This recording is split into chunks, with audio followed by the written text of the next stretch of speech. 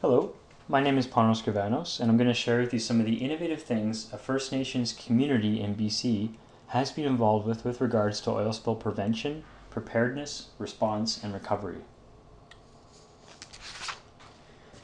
Here's my presentation outline. I'll briefly talk about the Tsleil-Waututh Nation, who they are and where they're located. I'll go over some of the events that transpired during the 2007 West Ridge oil spill in Burnaby, BC. And then I'll highlight some of the encouraging initiatives that have transpired since this event. The Tsleil-Waututh Nation are the people of the inlet. They are a Coast Salish nation who speak downriver Halkamilam. Their traditional territory encompasses Burrard Inlet and much of the surrounding city of Vancouver, home to over 2.5 million people. Tsleil-Waututh's history, identity, and culture are deeply connected to the lands and waters of its territory. I'll now show you a few photos of some of the events and impacts from the 2007 oil spill. On July 24th, 2007, a backhoe that was operated by a third-party contractor accidentally ruptured the Trans Mountain pipeline, which carries crude oil from Alberta to the West Ridge terminal in a residential area in Burnaby, BC. Approximately 234,000 liters of crude oil were spilled into the surrounding area.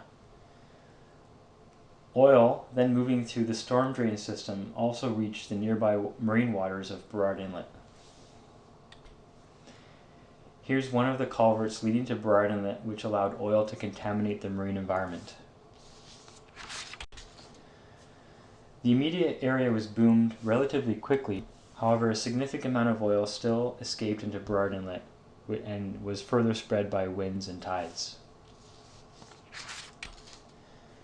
Here's a used oil boom off Tsleil-Waututh's main reserve, and here's one of the many cleanup crew members. Here you can see oil residual at Waututh Kate's Park. And this is an archaeological artifact found during spill monitoring at Maplewood Mudflats. Kinder Morgan Canada estimates that approximately 95% of the released oil was recovered. However, 5.5 cubic meters of oil were not recovered from the marine environment. In the immediate aftermath of the spill, Tsleil-Waututh became involved in spill response and recovery efforts in multiple ways. First, and perhaps most important, was Tsleil-Waututh's involvement within the Incident Command System, or ICS. Tsleil-Waututh helped set priorities, signed off on cleanup objectives, approved remediation plans for sensitive cultural and archaeological areas, and guided cleanup efforts using traditional knowledge.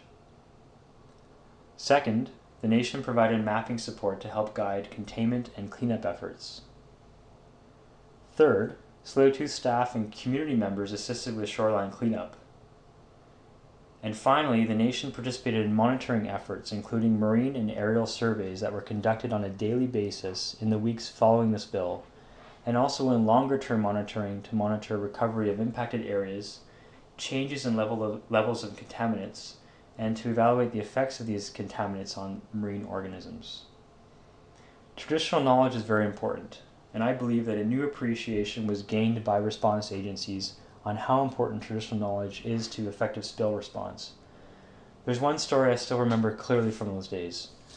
Hereditary Chief Ignatius George, also known as Iggy, used to be a champion canoe racer in the 60s, 70s, and 80s. Iggy knows the currents, tides, and winds of Burrard Inlet like no one else, and in the days following the spill, significant effort was made to predict where the oil would end up so that the containment and cleanup efforts could be targeted. I can recall Iggy knowing exactly where the oil would end up, and he was right every time. Traditional knowledge is just as valuable as science. In BC, the Western Canada Marine Response Corporation, which I'll refer to as WCMRC from here on, is Canada's West Coast Transport Canada Certified Response Organization. Its job is to prepare for and respond to marine oil spills. WCMRC is now in the early phases of updating their geographic response plans for the entire coast of BC. GRPs are only effective if they have all the relevant information specific to a geographic response area. So in an effort to collect as much information as possible and to develop a detailed tactical plan, WCMRC and the Tsleil-Waututh Nation are working to identify some of these sensitivities. Tsleil-Waututh is also helping to identify areas of cultural and archaeological priority. The map on this slide shows some of the registered archaeological sites that the nation has identified as being priorities for protection in the event of a spill. WCMRC has developed a web-based mapping application that incorporates logistical resource assets, coastal resources, and spill response information. The application allows for planning and response information to be shared and easily accessible. It serves as the basis for geographic response planning and provides information that will be used to identify sensitive features that require a geographic response strategy, or GRS. The goal of the GRS is to minimize the loss to sensitive natural and cultural features and to reduce decision-making time in the event of a real oil spill. It's designed to provide necessary information required to carry out an effective and rapid response in an emergency situation. Tsleil-Waututh Nation is helping by providing technical assistance on the development of this application and may also help to standardize the process and pave the way for other First Nations to potentially work with WCMRC in the future. Tsleil-Waututh Nation is now a fully participating member at the command and technical level in spill response exercises, and we're currently exploring opportunities for WCMRC to provide training to Tsleil-Waututh community members in oil spill response, as well as potentially locating spill response equipment within Tsleil-Waututh's community. Thank you very much for allowing me to share some of the exciting things that are happening north of the border with relation to oil spill response and prevention.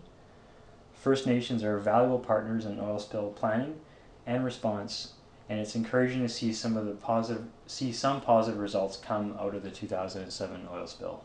Thank you.